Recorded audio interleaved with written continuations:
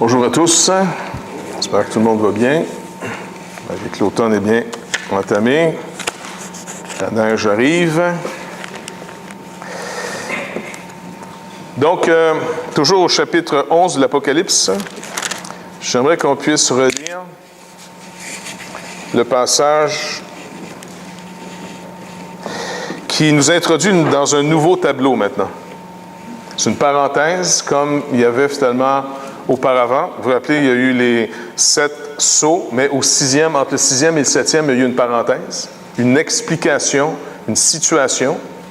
Quand on reprend le nouveau scénario avec les trompettes ici, on est encore entre la 6e et la 7e, il y a une autre parenthèse qui se fait. Fait qu'on est dans tout ça ici. Donc, Jean reçoit ici de l'ange, à la fin du chapitre 10, le fameux livre qu'il doit manger. Et ça nous a ramené finalement dans le prophète Ézéchiel, qui lui aussi devait manger un livre, un rouleau, qui était dans sa bouche doux comme du miel, mais dans ses entrailles, beaucoup d'amertume. Et Jean nous ramène encore une fois, toujours dans l'Ancien Testament, pour nous faire l'histoire du salut et surtout comment ça va finir. Parce que si on n'avait pas finalement une explication de la part de Dieu, et n'oubliez pas, c'est une explication qui sert à toute l'Église universelle, mais que 7 églises vont recevoir ce livre. Donc, ce n'est pas juste 7 églises symboliques. Pour mieux comprendre, il faut réaliser que c'est 7 églises qui vont recevoir ce livre pour être encouragées, pour organiser leur vie en fonction d'atteindre le but. Parce qu'on peut être sauvé, et je crois fermement que lorsqu'une personne est régénérée, elle ne peut plus être perdue. Parce qu'on est l'œuvre de Christ. Notre salut, c'est l'œuvre de Christ, ce n'est pas notre œuvre à nous. Mais un coup sauvé, on peut par contre réussir ou échouer notre vie en Christ. Et ça n'a rien à voir avec notre salut éternel, ça c'est l'œuvre de Christ. Mais si nous, on est maintenant des gens laissés sur terre dans des conditions un peu étranges, dans un monde qui est encore en pleine rébellion contre Dieu, malgré qu'il a reçu tout pouvoir. Jésus-Christ disait à ses disciples que tout pouvoir lui a été donné dans le ciel comme sur la terre.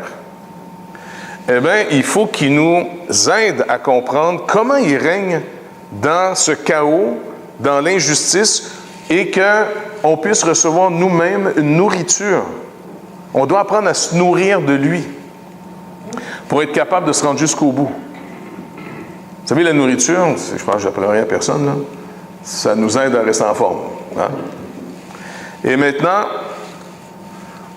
de la même manière que notre baptême, c'est un peu la réception passive. On est baptisé. Quelqu'un nous baptise, on ne se baptise pas nous-mêmes. De la même manière, on ne se crucifie pas nous-mêmes.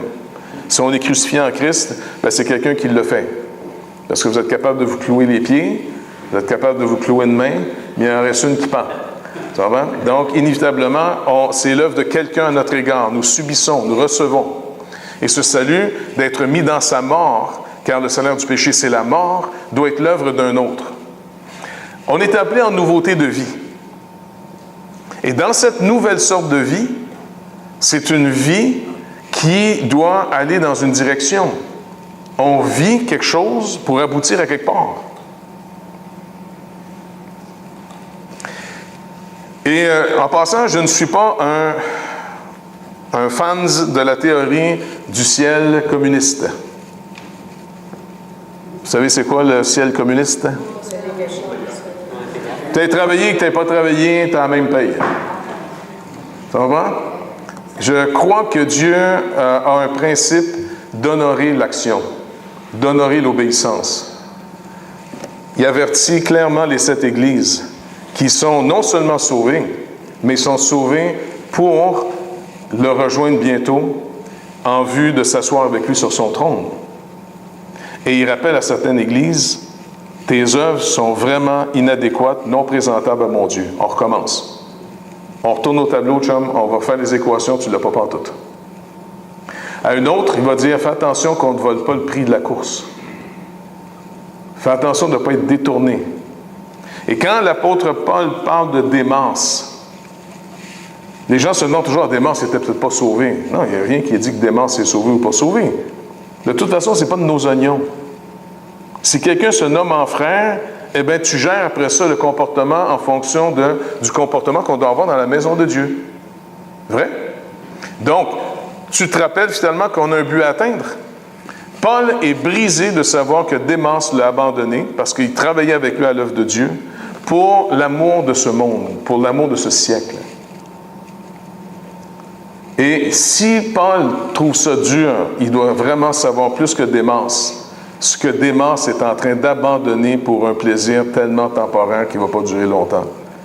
En d'autres mots, vous payez cher si vous abandonnez de marcher avec lui, qui à nos yeux est souvent une perte.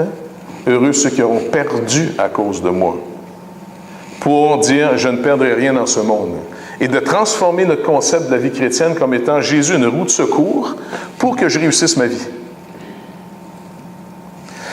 Donc, il y a vraiment une exhortation forte en disant, faites attention, d'abord une vie c'est vite passé, on ne sait pas quand est-ce qu'il va venir nous chercher. Pour certains d'entre nous, peut-être que c'est la dernière semaine. Il n'y a personne qui se lève un matin en disant, bon, mais ça doit être ma dernière journée. Mais il y a des gens qui se sont levés.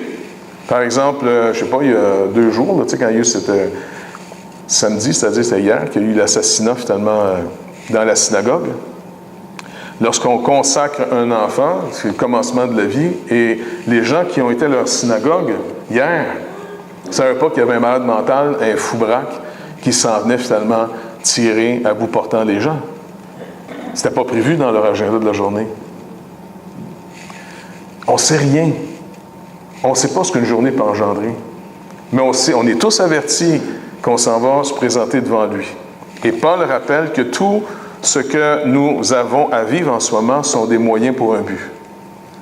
Tout ce qu'on vit n'est pas un but. Tu sais, par exemple, la maison que vous avez, ce n'est pas un but. C'est un moyen pour un but. Il y a des gens qui ont vécu comme des fous à avoir la plus belle maison du monde. Ils ont tellement intensivement travaillé pour avoir la maison, qui n'était pas un moyen, mais un but, que quand ils l'ont eu, leur maison, bien, il n'y avait plus personne d'invité parce qu'ils ont tellement été plates, cupides, qu'ils ont perdu toute relation humaine. Ils ont une belle maison, mais vide. Donc, tout est un moyen pour un but. Et le but, c'est fait tout à la gloire de Dieu. Manger, boire, vivre, n'importe quoi, que tout soit fait pour la gloire de Dieu. On ne perd pas de vue ce but. Mais il est facile à perdre ce but dans cette vie, parce qu'il y a tellement de voix, il y a tellement d'appels, il y a tellement de distractions, et plus on est riche, plus il y en a.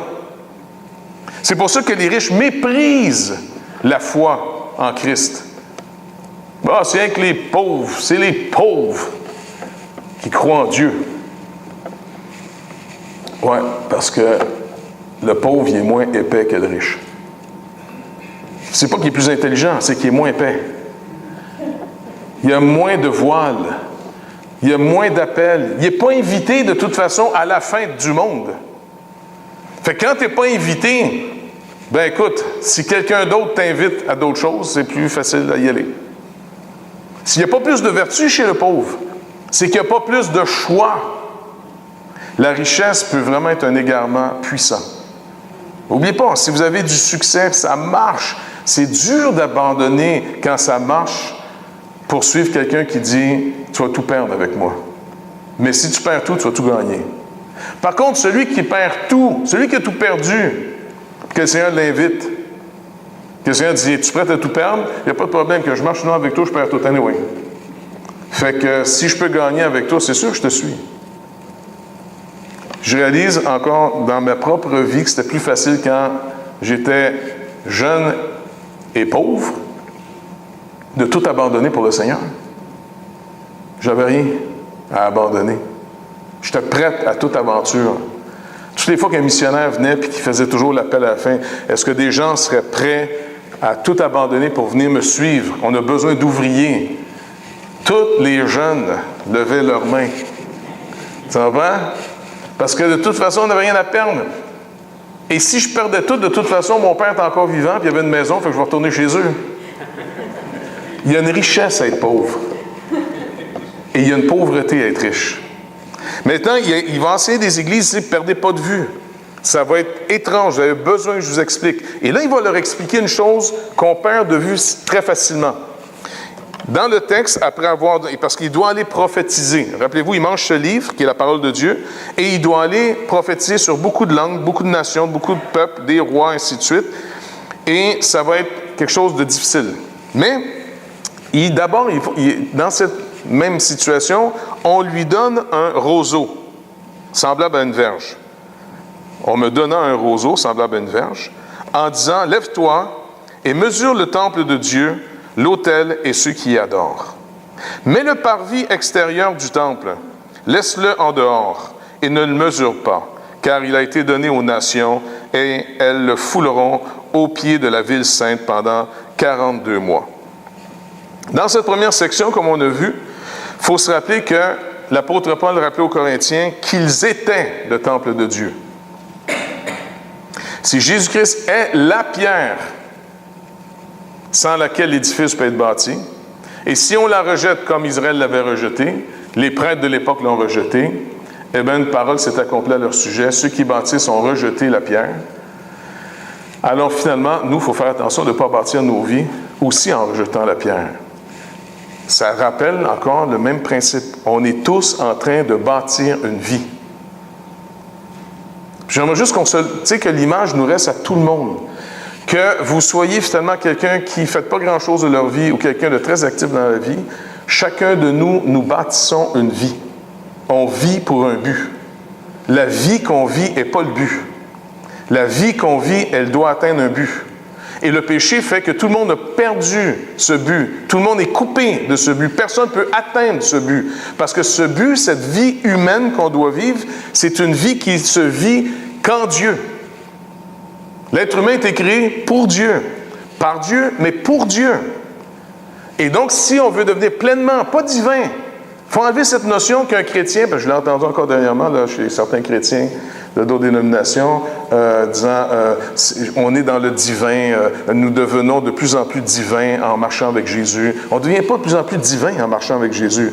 On devient de plus en plus humain en marchant avec Jésus. Dieu lui-même s'en vient vivre avec nous autres.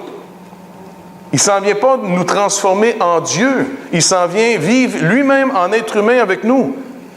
Vous savez, les gens extrêmement scrupuleux, qui sont souvent de tendance religieuse, ou non, peu importe.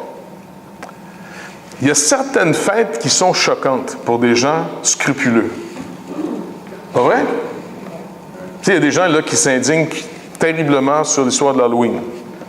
Bon, Internet avec Joe, c'est un peu le dernier de mes soucis. Là, mais, quelle est une fête qui pourrait choquer des gens et qui est pourtant très légitime? C'est une vraie question. Là. D'après vous, qu'est-ce qui pourrait être une fête que ça peut être un peu choquant? Halloween. Ben, l'Halloween. En dehors d'Halloween. Noël. Noël, pourquoi?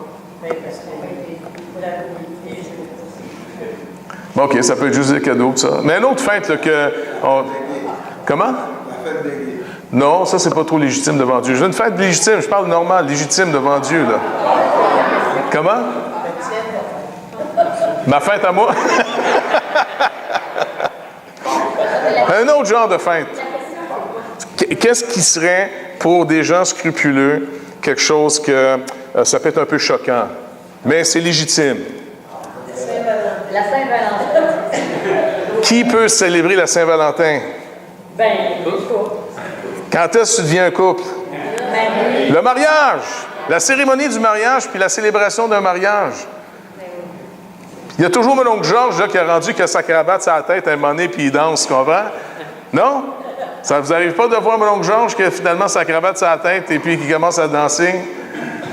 Bon, ben finalement, un mariage, ça peut être une fête tout à fait légitime, mais on célèbre finalement avec ce couple leur vie vers la sexualité, vers leur joie. On célèbre. Et c'est une fête. Et Jésus, finalement, va faire son premier miracle à un mariage. Et pas n'importe quel miracle. Il aurait pu multiplier le roast beef qui tournait, qu'il en avait pas assez, tu comprends? Ça aurait été moins choquant. où il aurait pu multiplier les assiettes qui en manquent.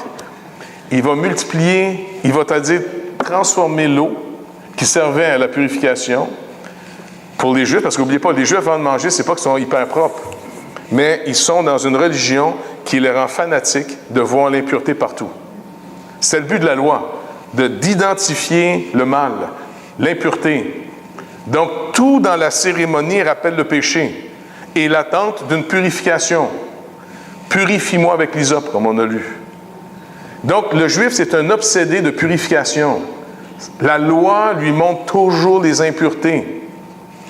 Il prend ses genres, parce qu'il fallait que le mariage soit prévu qu'avant de manger, on remplit ses genres d'eau pure, sans arrêt, pour qu'on se lave continuellement. Puis après ça, on va manger. Jésus, il voit que ces genres sont là, il les fait remplir bien pleines. Et là, il dit aux serviteurs, allez puiser et amenez-le à l'ordonnateur du repas. Il fallait que les gars aient du courage quand même, tu sais. Je veux dire, les serviteurs qui s'en vont chercher de l'eau. Et puis, je ne sais pas pour vous, mais j'ai déjà vu, c'est pas le temps de donner un verre d'eau à quelqu'un qui boit du vin et qui est en fête. Passe-y pas un verre d'eau, ça risque de faire un choc. C'est pas plaisant. Et pourtant, c'est du vin qui est...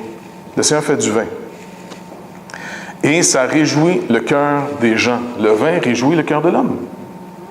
Mais chez beaucoup de gens à tendance austère et religieuse, l'alcool est très mal vu.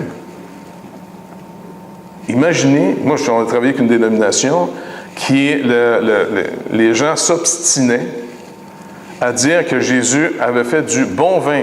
Leur définition de bon vin, c'est un vin non alcoolisé.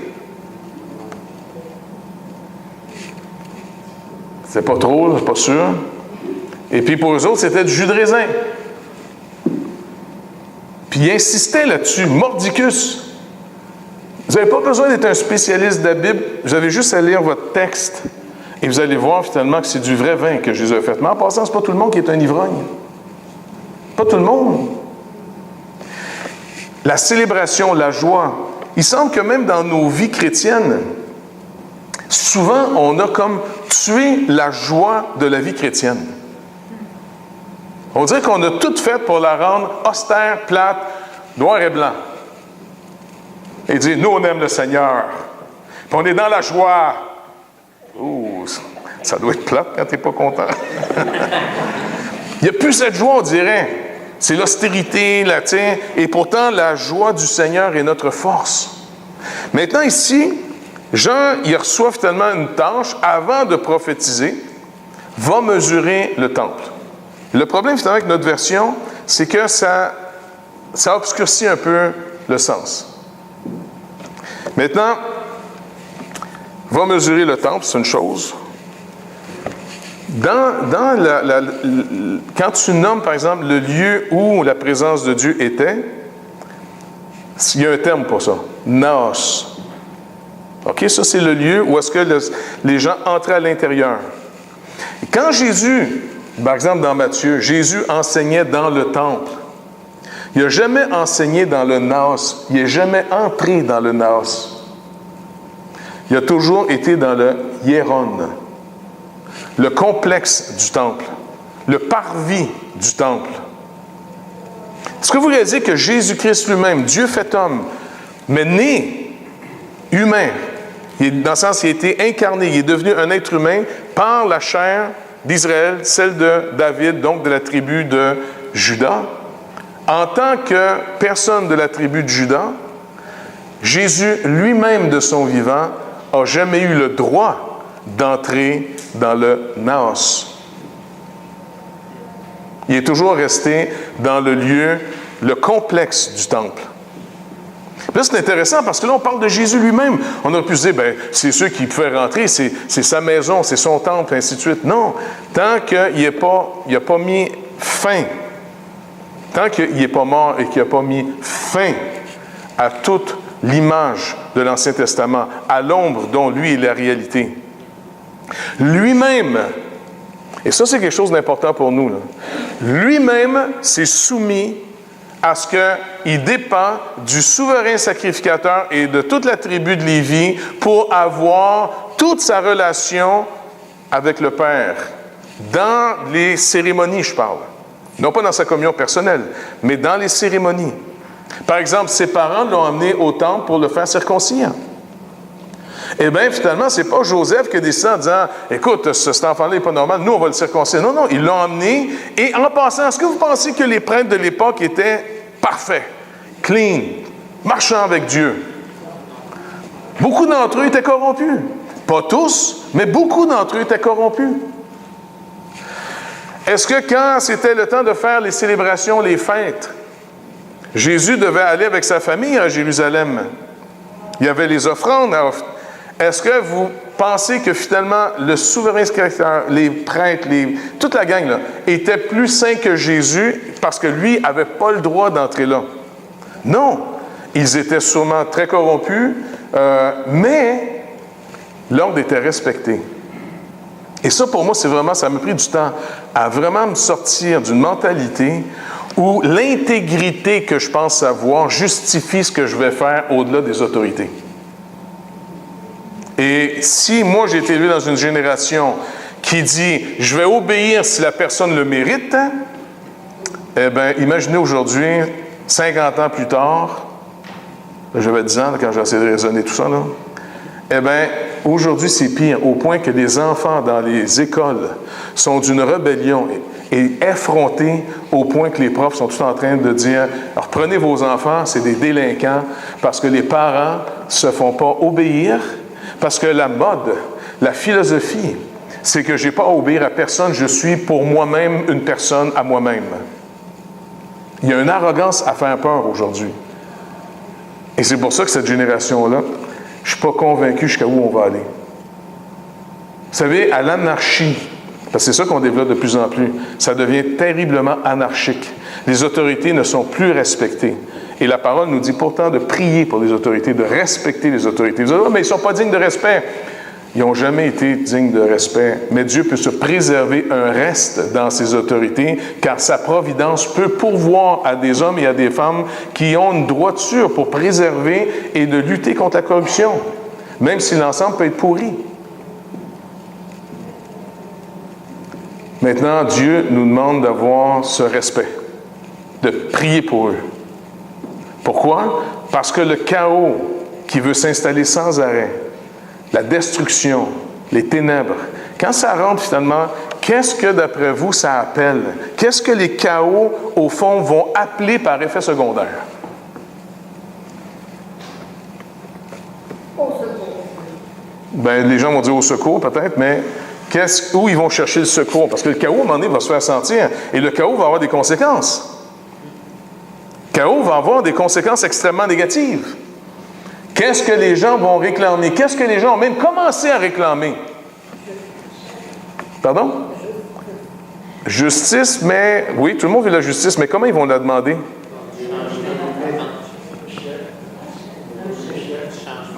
Changement des chefs, ils vont demander quasiment des dictateurs. C'est pas pour... Vous n'êtes pas surpris de voir les populations écœurées, désabusées des autorités qui ne se font pas respecter et qui sont en train, à grandeur de la planète, en train de voter pour des dictateurs. On veut des gens qui prennent contrôle de la situation. Le chaos appelle la dictature. Quand un pays va bien, l'autorité n'a pas besoin de puissance. Parce que l'autorité, si elle est reconnue et que nous lui donnons notre soumission parce que nous avons confiance en l'autorité, alors l'autorité qui a de l'autorité n'a pas besoin de puissance. Quand vous êtes obligé d'armer puissamment les autorités, c'est qu'on est en train de dire, si l'armée doit rentrer dans un pays pour prendre contrôle, c'est que l'autorité n'a plus d'autorité. Pas plus compliqué que ça.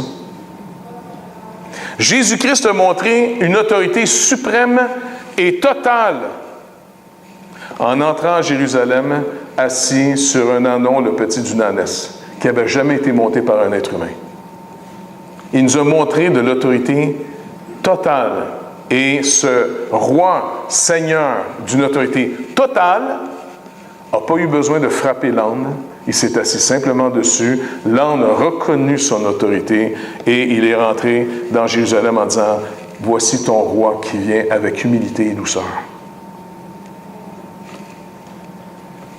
Mais quand on commence à réclamer des autorités avec des bâtons, avec des fusils, avec des mitraillettes, ben c'est que finalement l'autorité n'est plus en place. Il n'y a plus d'autorité. Une personne qui fait autorité dans son domaine, on vient la consulter. On la recherche. Quelqu'un qui est obligé de rappeler à tout le monde qu'il est le chef, il n'y a pas d'autorité. Il est obligé de prendre les armes, les pouvoirs que lui donne finalement son statut pour s'imposer. Il est obligé de rappeler à tout le monde pourquoi on doit l'écouter, parce qu'il n'inspire plus personne. Alors ce temple, Jésus respecte l'autorité du Père.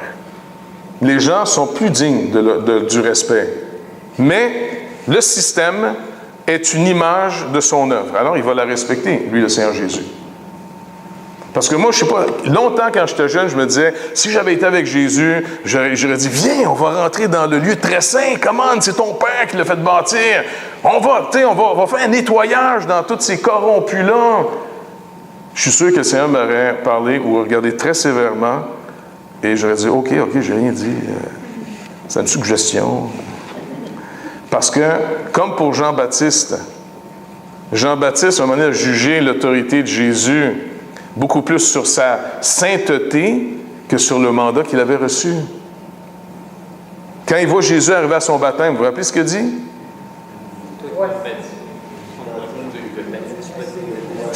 Écoute, je ne suis pas digne de délier la couronne des sandales. C'est toi qui dois me baptiser. Et qu'est-ce que Jésus lui dit? Non, faisons ce qui est juste. Juste. Jean est encore dans « tu mérites plus ». Oui, mais il a oublié que lui, son appel. Est-ce que Jean-Baptiste baptisait le peuple parce qu'il était supérieur à eux autres? Peut-être qu'il y pensait un peu. La richesse de Jean-Baptiste, la richesse de sa mise à part, de sa discipline de vie, de sa communion avec Dieu depuis le sein de sa mère, a fait que même une richesse spirituelle, qui est quand même une belle et une bonne richesse, pas vrai? La richesse, écoute, Jean-Baptiste, je veux dire que c'est un gars qui a marché avec Dieu, mange des sauterelles, du miel, il est mis à part, je veux dire, c'est un phénomène, le monsieur. Lui-même peut être infecté de penser que j'ai plus le droit de faire ce ministère que les gens qui viennent à mon baptême. La preuve, quand Jésus vient, j'ai plus le droit de le faire, c'est toi. C'est non, faisons ce qui est juste. Si mon Père t'a appelé, mon Père justifie. C'est pas le système du mérite, c'est le système de l'appel. Si on ne comprend pas dans l'œuvre de Dieu dans nos vies, comment l'Église peut réinspirer à nouveau ce monde pour l'autorité déléguée dans ce monde? Parce qu'il ne faut pas oublier que nos gouvernements, c'est une délégation, à partir de Genèse chapitre 9, que Dieu lui-même donne maintenant cette délégation aux êtres humains de pouvoir gérer en son nom. Donc Jean-Baptiste, finalement, tous ces hommes-là ont dû apprendre continuellement la leçon. Et parce qu'on peut déraper tellement facilement. Rappelez-vous notre maladie de justice propre. Je veux dire, on dirait que... Je sais que des fois, ça devient irritant. Là, vous êtes tanné de l'entendre que vous êtes pourri. Là. Mais vous l'êtes, on l'est pourri. Puis si vous ne voulez pas l'entendre, il y a plein d'autres églises qui vont vous dire que vous êtes merveilleux. Vous pouvez vous donner des adresses s'il faut. Il n'y a pas de problème. Je ne veux pas vous écœurer avec ça. Mais je veux dire, pour moi, c'est évident qu'on est pourri. Puis même quand on va bien, on est fêlé. D'avoir un comportement moins fêlé en tant que fêlé, c'est que le fou qui sait qu'il est fou est déjà moins fou que le fou qui ne sait pas.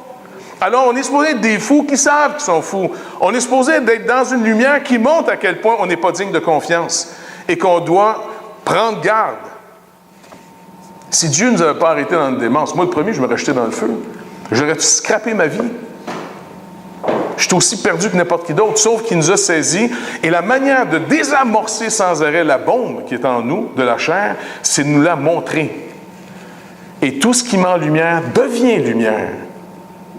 C'est l'apôtre Paul qui le rappelle aux Corinthiens. Tout ce qui met en lumière devient lumière. Tu marches dans la lumière que Dieu te montre, et donc tu peux te réjouir que le sang de Christ nous purifie de tout péché, ou tu marches dans tes progrès et que tu commences à dire « Hey, je mérite un peu mieux que ça. » Moi, là.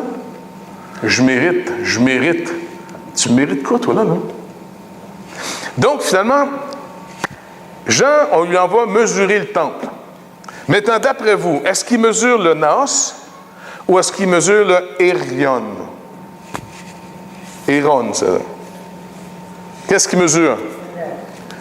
Ou je vais le dire en français, c'est compliqué. Est-ce qu'il mesure le lieu du sanctuaire où on entre, seuls les prêtres ont le droit d'entrer dans ce lieu, ou est-ce qu'il mesure tout le complexe? Tout le complexe. On fait les paris. Qui vise tout le complexe? OK. Qui vise le sanctuaire seulement? Qui attend la réponse? Eh bien, c'est de valeur que nos Bibles traduisent toujours temple. Eh bien, c'est le naos. C'est le sanctuaire. C'est le lieu où est-ce qu'on pouvait seulement les prêtres entrer. Mais regardez qui c'est qui est là. On me donna un roseau semblable à une verge, disant, « Lève-toi et mesure le temple de Dieu, l'autel et ceux qui y adorent. » Est-ce que vous réalisez maintenant que le croyant en Jésus-Christ, il n'est plus comme dans l'Ancienne Alliance en dehors, il est en dedans. On est dans le sanctuaire. Pasteur Velleman nous a dit, rappelez-vous, on est assis en Christ dans les lieux célestes. Et Christ est assis dans le travail parfaitement accompli. Paul dit, Corinthiens, est-ce que vous oubliez que vous êtes le temple de Dieu? Vous êtes le naos. Il n'a pas dit que vous êtes le Aaron. Non, non, non. Il dit, vous êtes le naos. 1 Corinthiens, chapitre 6. Mais c'est encore pas mal traduit. Il faudrait comme inventer une Bible avec des petits mots parallèles d'un fois pour les nuances, tu sais. Quand Jésus, par exemple, prêcha dans le temple, il est où, d'après vous? Il est dans le complexe. OK, ça va être simple. Le temple complexe, ça, c'est le Aaron. Et le lieu où les sacrificateurs pouvaient rentrer, que personne d'autre ne fait rentrer, ça va être le naos. OK? Le sanctuaire. On va appeler sanctuaire et le complexe. OK? Jésus, lorsqu'il va au temple, au complexe, il enseigne la foule qui est là. Il y a un parvis qui est là. Les nations étaient même invitées, mais ils ont fait de cette place que les nations devaient venir. Un magasin, finalement, il fallait acheter, changer le change, puis tout ça. C'est une cabine de voleurs. Donc, c'était dans le complexe. Maintenant, il dit, Jean, va mesurer le temple, le sanctuaire. Va y mesurer le sanctuaire, son autel par lequel on est sauvé, qui est la croix, et ceux qui y adorent. Nous, aujourd'hui, étant des pierres vivantes, si vous êtes né de nouveau, vous êtes une pierre vivante. Et vous constituez à être un habitant de Dieu en esprit. Pour revenir encore sur le temple, à quoi sert un temple? Est-ce que vous vous rappelez de la définition? À quoi sert un temple? Il y a des temples à la grandeur de la planète. Il y a même le temple du sport. On va montrer un peu où est-ce qu'on est rendu. Bref, à quoi ça sert un temple? C'est le lieu de rencontre avec Dieu. C'est un lieu géographique sur terre où on rencontre le Dieu officiel. À Jérusalem, le temple était là et c'était à Jérusalem que si tu voulais avoir une rencontre officielle avec Dieu, c'est à Jérusalem, avec ses délégués.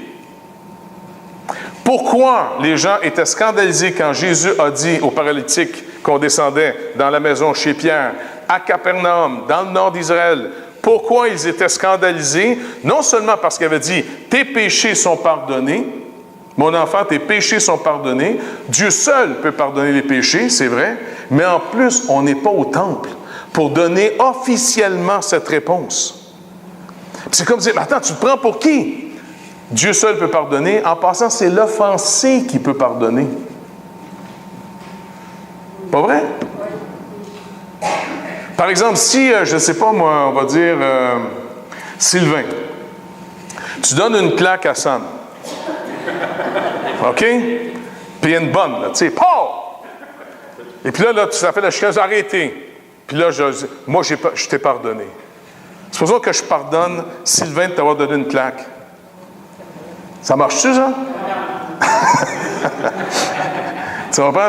À moins que je t'ai envoyé donner une claque et que je vais te la remettre après. Donne-y une claque, on va te la remettre plus tard. Donc, si lui frappe, moi, je ne peux pas le pardonner. C'est l'offensé qui peut le pardonner. Jésus est en train littéralement de prendre la place de Dieu en parlant de, officiellement, il a le droit de déclarer le pardon. Il représente l'offensé. Ce que les prêtres, normalement, devaient représenter au temple. Ils n'étaient pas directement offensés, mais ils étaient les représentants du Dieu offensé. Là, Jésus dit, maintenant, c'est moi qui vous dis que Dieu vous pardonne. J'ai reçu ce pouvoir. Mais en plus, on n'est pas à Jérusalem. Pourquoi? Parce que Jean nous rappelle que les disciples ne comprenaient pas du tout quand il disait « détruisez ce temple ». Et ça, il le dit à Jérusalem. Il a fait exprès de le dire à Jérusalem, à côté du temple. « Détruisez ce temple, je le relève en 3 jours ». Et même ses disciples le regardent en disant « ça va prendre plus que 3 jours juste à démolir. Comment tu vas rebâtir ça en 3 jours? » Mais ils n'ont rien dit parce qu'ils savaient que vaut mieux pas proposer des réponses à Jésus quand tu ne sais pas où on s'en va. Ça va vrai? Et comme de fait, ils l'ont compris après. 3 jours plus tard, il ressuscita. Mais ce temple, ce Jésus, Dieu incarné, la promesse de toutes les images en Israël, quand il est venu, il dit, à moins que le grain de blé ne meure, il demeure seul. Mais s'il meurt, il porte beaucoup de fruits. Vous et moi, aujourd'hui, on a cru en lui, par sa grâce, eh bien, nous sommes le résultat de son œuvre et nous sommes des pierres vivantes. Et aujourd'hui, géographiquement, écoutez-moi bien, c'est vraiment important pourquoi on doit avoir une vie, qu'on doit se protéger les uns les autres, on doit se rappeler notre vocation. Si des gens doivent rencontrer géographiquement Dieu à quelque part, c'est en vous rencontrant. Vous êtes le temple. Nous sommes le temple. Écoutez, il faut que ça rentre dans nos têtes parce que c'est ça qui va nous stimuler à avoir un comportement pour se garder réservé pour Dieu. Paul dit aux Corinthiens, la nourriture, là, les aliments sont pour le ventre. Et le ventre, c'est pour les aliments. Et Dieu détruira l'un comme l'autre. Mais le corps est pour le Seigneur. Et le Seigneur est pour le corps. Il dit, vous ne pouvez pas faire n'importe quoi avec ce corps, spécialement dans la sexualité. Et ça, c'est une folie, c'est une hantise, c'est une puissance absolument inouïe que si tu te sous-estimes dans ce domaine-là, tu peux avoir des méchantes surprises. Si Dieu ne me garde pas, je serai le premier à me lancer dans le feu comme un malade mental. Fait qu'il faut que je le voie régulièrement. Contrôle ta vie. Ton corps n'est pas pour ce que tu veux. Ton corps, ta personne est pour dorénavant le Seigneur Jésus-Christ. Mais tu vis ça encore dans un corps de mort. Tu vis ça encore dans ta vieille nature. Il y a un homme nouveau. Quelqu'un est restauré à Dieu. On est restauré à Dieu, mais toujours, on attend la mort. La journée qu'on meurt physiquement. Je pense à mon père, tu sais, tout le temps, ça va faire 1 an, là, dans quelques jours, le 11 novembre. C'est le fun, il est mort comme son genre, le jour du souvenir. Tu sais. Eh bien, je me dis, mon père, quand il est mort, toute sa nervosité au volant est morte. Tu sais, mon père ne pouvait pas endurer du monde qui conduise pas bien. Puis des fois, j'ai un petit peu, je pense, ces gênes. Ma femme dit, laisse-les tranquilles en avant, prends ton temps. Écoute donc, ils n'ont pas le droit d'être sur la route, ces gens-là. Tu sais. Ça fait que, mais quand il est mort, tout ce qu'il devait combattre, tout ce qui l'humiliait dans sa personne, tout ce qui était mis en lumière, pourquoi il a dû être racheté par Jésus-Christ, est resté comme ça a tombé à terre, dans la poussière, et là, il a été totalement affranchi pour se trouver dans la présence de Dieu, pleinement, je pense, j'ai pas d'autre image, mais il est devenu, pour l'instant, sans le corps glorifié, il n'est pas encore ressuscité, mais il est devenu pleinement un être humain destiné à être adorateur de Dieu. Il n'y avait plus de voile, il n'y avait plus de corps qui faisait... Paul le rappelle aux Corinthiens, tant qu'on est dans ce corps, on est loin du Seigneur. On vit par la foi. On doit se mettre en garde contre nous-mêmes, bien plus que contre les autres. Jusqu'à ce que, plus dans ce corps, proche, enfin, avec le Seigneur. Mais dans ce corps, loin du Seigneur. Pas pour rien qu'on lui demande des réponses, puis on les attend, on dirait qu'ils viennent de loin, les réponses. Et pourtant, il est en nous. Il dit, va mesurer le temple. Va le mesurer. En passant, laisse le parvis, l'aspect du complexe extérieur. Laisse le parvis aux nations, ils vont le fouler. Et en d'autres mots, ils ne vont pas considérer, absolument pas. Il ne faut pas être surpris que beaucoup de gens se sont déclarés au travers des siècles après chrétiens. Mais le comportement, ils l'ont foulé finalement aux pieds. Ils ont marché comme si rien n'était. Alors Paul rappelle à Timothée, Et on va la lire, mais c'est encore plus encourageant. Tournez avec moi dans la lettre que Paul envoie à Timothée, je pense que c'est la deuxième, lorsqu'il lui rappelle, en tant que pasteur, le gars est en train d'être épuisé. Dans sa deuxième lettre au chapitre 2, parce que ce jeune pasteur qui n'a pas une personnalité peut-être nécessairement très forte, là, parce qu'il se fait tellement de soucis que Paul, il prescrit du vin parce que le gars en fait des ulcères d'estomac tellement qu'il est nerveux, puis il est tendu, puis il craque, puis ça ne devrait pas être évident. Ça n'a jamais été évident. En passant, si vous n'êtes pas appelé de pasteur, faites n'importe quoi d'autre. Mais il va écrire à Timothée en disant néanmoins, par rapport à ceux qui vont comme ici, il parle de gens qui se sont détournés de la vérité, disant que la résurrection est déjà arrivée et qui renversent la foi de quelques-uns. Verset 19 du chapitre 2 de la deuxième lettre. Néanmoins, le fondement de Dieu reste debout. Avec ces paroles qui lui servent de sceau, le Seigneur connaît ceux qui lui appartiennent. Première. 2. Quiconque prononce le nom du Seigneur, qu'il s'éloigne de l'iniquité. Deux choses qu'il dit à Timothée. Timothée, prends soin de tout le monde, mais fais-toi-en pas. Si toi tu ne sais pas, Dieu sait qui lui appartient. Deuxièmement, ceux qui disent lui appartenir, qu'ils s'éloignent de l'iniquité. Ce qu'il va dire aussi aux Corinthiens, je ne vous ai pas dit de vous séparer de toutes les cupides, puis les idolâtres, et puis les impudiques de ce monde, sinon il faudrait vous sortir du monde. Quand je vous ai écrit de ne pas avoir de relation avec les impudiques, c'est avec ceux qui se nomment frères. Là, on doit gérer la maison de Dieu. Alors, il dit, dans une maison, dans une grande maison, il n'y a pas seulement des vases d'or et d'argent, mais il y en a aussi de bois et de terre. Les uns sont d'usage d'honneur, les autres sont d'un usage vil. Si donc quelqu'un se conserve pur, en s'abstenant de ces choses, il sera un vase d'honneur, sanctifié, utile à son maître, propre à toute bonne œuvre. Et là, il lui donne ses recommandations. Alors, regardez, à un homme de Dieu, Timothée, formé par Paul, qu'est-ce qu'il lui dit? Fuis les passions de la jeunesse.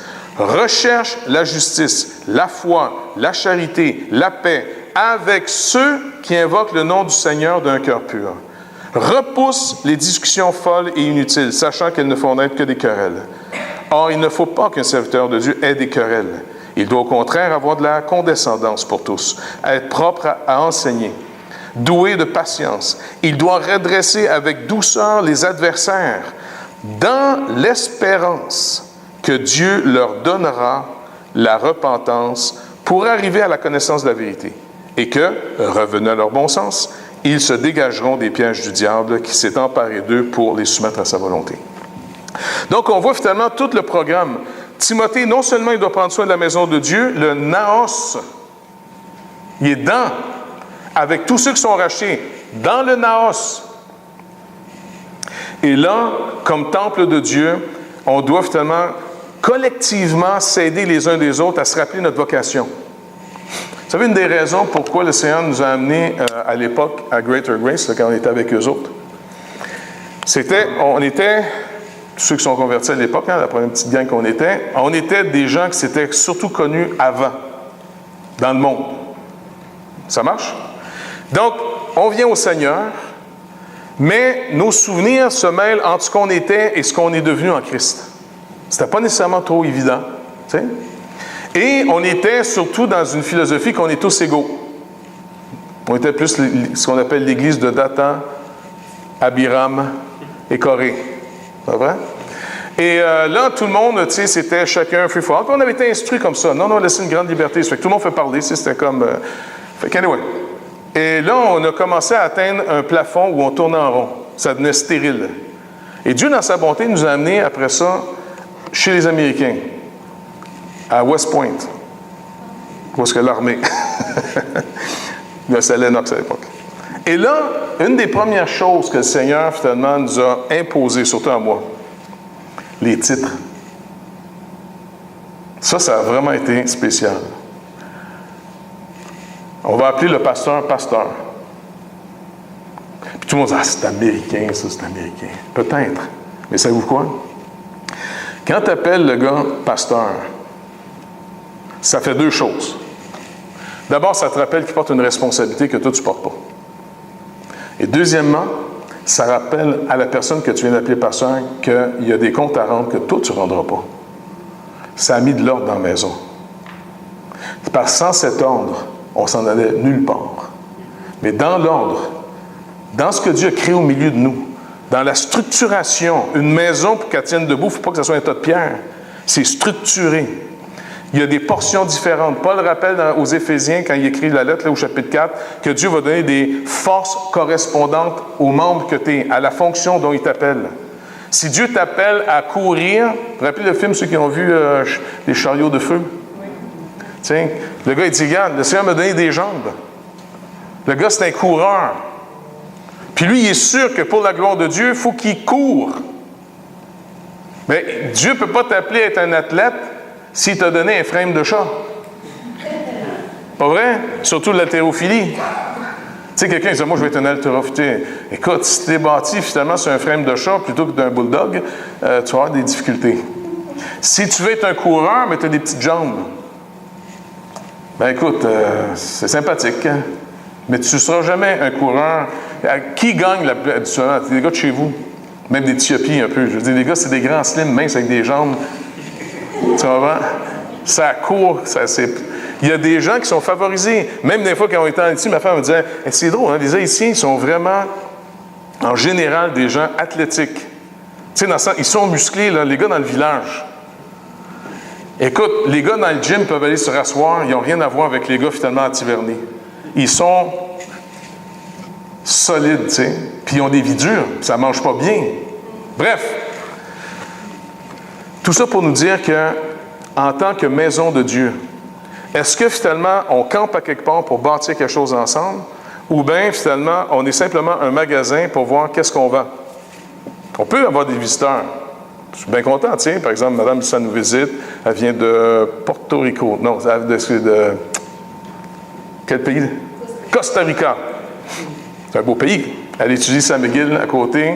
Donc, on a 2 amis qui nous visitent aujourd'hui, mais l'ensemble de ce qu'on va faire, ça doit être structuré. Vous comprenez? C'est pour ça qu'on donne du temps aux gens en disant, venez vous asseoir, écoutez pendant un bout, prenez pas de décision si vous allez rester avec nous autres ou non. Vous êtes les bienvenus.